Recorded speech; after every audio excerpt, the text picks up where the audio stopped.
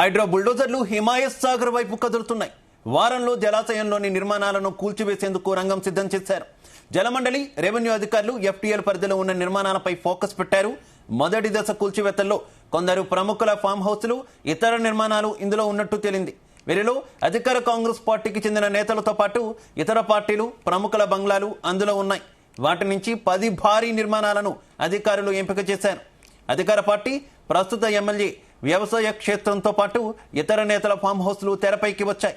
ఆయా నిర్మాణాలు ఎఫ్టీఎల్ హద్దు లోపల ఎంతవరకు ఉన్నాయి, బఫర్ జోన్ లోపల వెలుపల ఎంత మేర ఉన్నాయనే వివరాలతో నివేదిక సిద్ధం చేయాలని హైడ్రా కార్యాలయం జలమండలి, రెవెన్యూ అధికారులను ఆదేశించింది.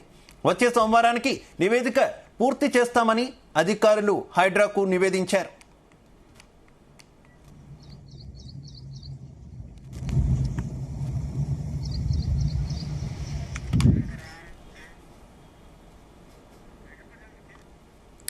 జన్వాడ ఫామ్ హౌస్ కు రెవెన్యూ, పంచాయతీరాజ్ శాఖల నుంచి అనుమతి లేవని అధికారులు ప్రాథమిక సమాచారం సేకరించినట్టు తెలుస్తోంది. ఈ ఫామ్ హౌస్ బీఆర్ఎస్ కార్యనిర్వాహక అధ్యక్షుడు కేటీఆర్ ఆధీనంలో ఉంది. ఇక బుల్కాపూర్ నాల బఫర్ జోన్ పరిధిలో ఉందన్న ప్రచారంతో చేవెళ్ల రెవెన్యూ డివిజన్ అధికారులు అంతర్గతంగా పలు అంశాలను సేకరించారని సమాచారం. ఈ ఫామ్ హౌస్ ను మీర్జాగూడ గ్రామ పంచాయతీ పరిధిలో 8 ఏళ్ల క్రితం నిర్మించారు. అప్పట్లో గ్రామ పంచాయతీ కార్యదర్శి అక్రమ కట్టడంగా గుర్తించారని తెలుస్తోంది. ఫామ్ హౌస్ యజమాని ఎన్ఎస్ఎల్ఆర్ ప్రసాద్ రాజును చిరునామాకు నోటీసులు సైతం పంపించారని సమాచారం.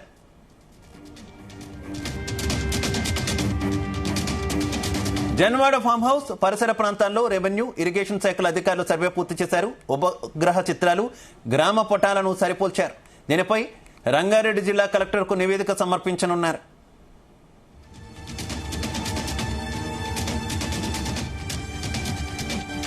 ఇదే విషయానికి సంబంధించి మరింత సమాచారం మా క్రైమ్ బ్యూరో రవితేజ అందిస్తారు. రవితేజ, హైడ్రా సంబంధించినటువంటి అత్యవసర సమావేశం జరిగిన తర్వాత కొంత స్పీడ్ పెంచి ఎవరైతే ఇన్ని రోజుల పాటు ఆరోపణలు ఎదుర్కొంటున్నటువంటి వారిపై కూడా దృష్టి పెట్టి ఇమీడియట్ గా అవి త్వరలో కూల్చివేయాలన్న ఒక దిశ కూడా రాష్ట్ర ప్రభుత్వం ఈ ఆదేశాలు జారీ చేసినట్టుగా తెలుస్తోంది. ముఖ్యంగా జన్వాడ ఫామ్ హౌస్ కి సంబంధించినటువంటి అంశం, గండిపేట్ హిమాయత్ సాగర్ ప్రాంగణంలో ఉన్నటువంటి అంశాలపై కూడా నేను చర్చకు వచ్చినట్టుగా తెలుస్తుంది. హిమాయత్ సాగర్ వైపు కూడా ఈ బుల్డోజర్లు ఈ రోజు రేపు దిగబోతా ఉన్నాయంటూ కూడా పెద్ద ప్రచారం జరుగుతా ఉంది. జలాశయంలో నిర్మాణాల కూల్చివేతకు రంగం సిద్ధం చేసినట్లు కూడా ఇప్పటికే సమాచారం అందుతుంది.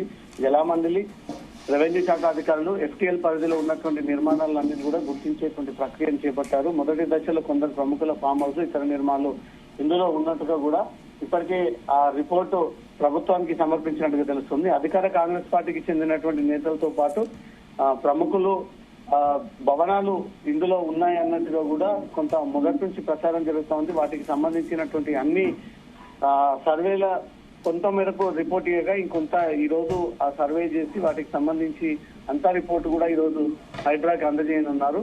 ప్రస్తుత అధికార పార్టీకి చెందినటువంటి ఎమ్మెల్యే వ్యవసాయ క్షేత్రంతో పాటు ఇతర నేతల ఫామ్ హౌస్లు కూడా తెరపైకి వచ్చాయి.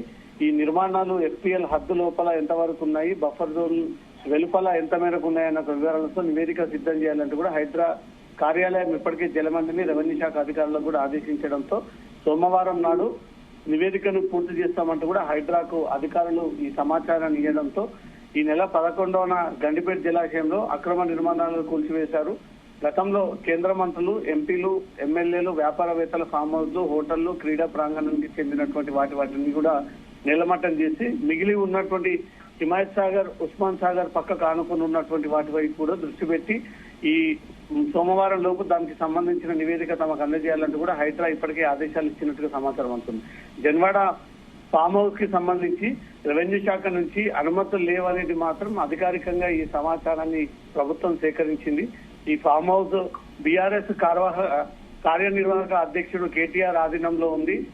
బాల్కాపురం నాలా బఫర్ జోన్ పరిధిలో ఉందన్న ప్రచారంతో చేవెళ్ల రెవెన్యూ అధికారులు అంతర్గతంగా పలు అంశాలను సేకరించి ఈ వివరాలు హైడ్రా కూడా అందజేసినట్టుగా తెలుస్తుంది. ఈ ఫామ్ హౌస్ ను మిర్జాగూడ గ్రామ పంచాయతీ పరిధిలో ఉన్న 8 ఏళ్ల క్రితం నిర్మాణం చేపట్టారు. అప్పట్లో గ్రామ పంచాయతీ కార్యదర్శి అక్రమ కట్టడంగా గుర్తించారని కూడా ఇప్పుడు రికార్డ్స్ ప్రకారంగా తెలుస్తా ఉంది. ఫామ్ హౌస్ యజమాని ఎన్ఎస్ఎల్ఆర్ ప్రసాద్ రాజు చిరునామాకు నోటీసులు సైతం ఇప్పటికే పంపించినట్టుగా కూడా సమాచారం అవుతుంది. జన్వాడ ఫామ్ హౌస్ పరిసర ప్రాంతాల్లో రెవెన్యూ, ఇరిగేషన్ శాఖ అధికారులు కూడా పూర్తి సర్వే చేసి ఉపగ్రహ చిత్రాలు, గ్రామ పట్టణాలను సరిపోల్చడంతో రంగారెడ్డి జిల్లా కలెక్టర్ కూడా ఈ నివేదిక సమర్పించనున్నట్టుగా సమాచారం అందుతుంది. జన్వాడ ఫామ్ హౌస్ పూర్తిగా ఇల్లీగల్ అని, నాలాను కబ్జా చేసి ఎలాంటి అనుమతులు లేకుండా ఇక్కడ భవనాలని నిర్మించారన్నట్టుగా కూడా ఈ రిపోర్ట్ తయారు చేసి ఇటు జిల్లా కలెక్టర్ కు హైడ్రా కమిషనర్ కూడా ఇప్పటికే అందజేశారన్నట్టుగా సమాచారం అందుతుంది. ఈ రోజు రేపు ఈ జన్వాడ పరిసర ప్రాంతాల్లో, గండిపేట హిమాయత్ సాగర్ పరిసర ప్రాంతాల్లో ఇంకా ఎన్ని భవనాలు ఇల్లీగల్ గా కన్స్ట్రక్ట్ చేశారో దాని గల రిపోర్ట్ అంతా కూడా తెప్పించుకొని దీనిపై ఉక్కుపాదం మోపేటువంటి ప్రయత్నంలో హైడ్రా ఉన్నట్టుగా తెలుస్తోంది. శివ, మరోవైపు రవితేజ, ప్రధానంగా ముందుగా కాంగ్రెస్ పార్టీకి చెందినటువంటి, అంటే సొంత పార్టీకి చెందినటువంటి నేతల యొక్క ఫామ్ హౌస్లు కావచ్చు, లేదంటే ఇల్లీగల్ గా కట్టారనేటటువంటి ఆరోపణ ఉన్నటువంటి వ్యక్తుల మీద కావచ్చు, వాటి మీద యాక్షన్ తీసుకున్న తర్వాతే జన్వాడకు వెళ్తే కొంత రాజకీయంగా కూడా ఇబ్బంది ఉండదు అని కాంగ్రెస్ సర్కార్ భావిస్తుంది అనేటటువంటి వార్తలు ఉన్నాయి. నిజమనుకోవాలి. అందుకోసమే తిరుపతి రెడ్డి, రేవంత్ రెడ్డి సయానా సోదరుడు అయినటువంటి తిరుపతి ఏదైతే దుర్గం చెరువుకు ఆనుకొని ఉన్నటువంటి ప్రాంగణం అంతా కూడా ఎఫ్టీఎల్ పరిధిలోకి వస్తుంది అన్నట్టుగా కూడా రెవెన్యూ అధికారులు గుర్తించి ఇన్ఫర్మేషన్ ఇవ్వడంతో తను కొన్నటువంటి టైంలో ఇది ఎఫ్టీఎల్ పరిధిలోకి వస్తున్నటువంటి విషయం తెలియదు. ఇప్పుడు ప్రభుత్వం నిర్ణయానికి కట్టుబడి ఉన్నాను, ప్రభుత్వం చెప్పిన విధంగానే కూల్చుకోవడానికి నేను సిద్ధంగా ఉన్నాను ఒక విషయాన్ని కూడా, ఏ చర్యలు తీసుకున్నా నేను సిద్ధంగా ఉన్నానంటూ కూడా సయానా సీఎం సోదరుడే ఈ ప్రకటన నిన్న రిలీజ్ చేయడం జరిగింది.